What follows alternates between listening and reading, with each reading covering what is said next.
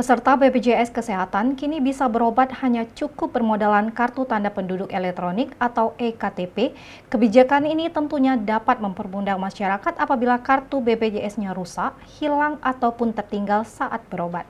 Peserta Jaminan Kesehatan Nasional atau JKN BPJS Kesehatan kini semakin mudah untuk mendapatkan pelayanan kesehatan.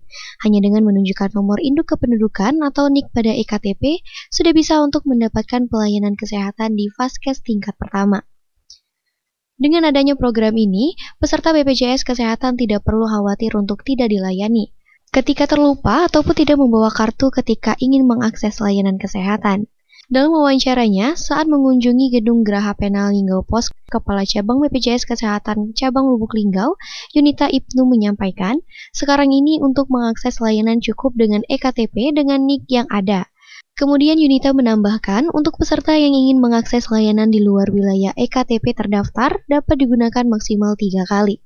Mungkin informasi yang harus diketahui masyarakat luas adalah bahwa sekarang untuk mengakses layanan Jaminan Kesehatan Nasional cukup menggunakan KTP.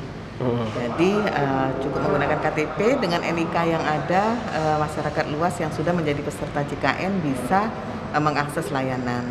Dan juga yang perlu kami sampaikan bahwa untuk peserta yang akan mengakses layanan di luar wilayah FKTP terdaftarnya itu bisa digunakan maksimal 3 kali.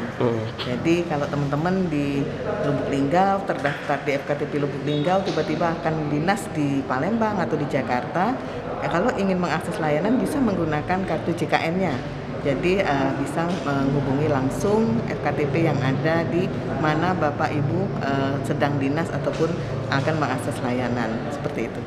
Itu mulai kapan? Program ini dinilai nantinya memudahkan masyarakat karena tidak perlu membawa banyak kartu saat berobat. Tim Liputan Selampari TV melaporkan.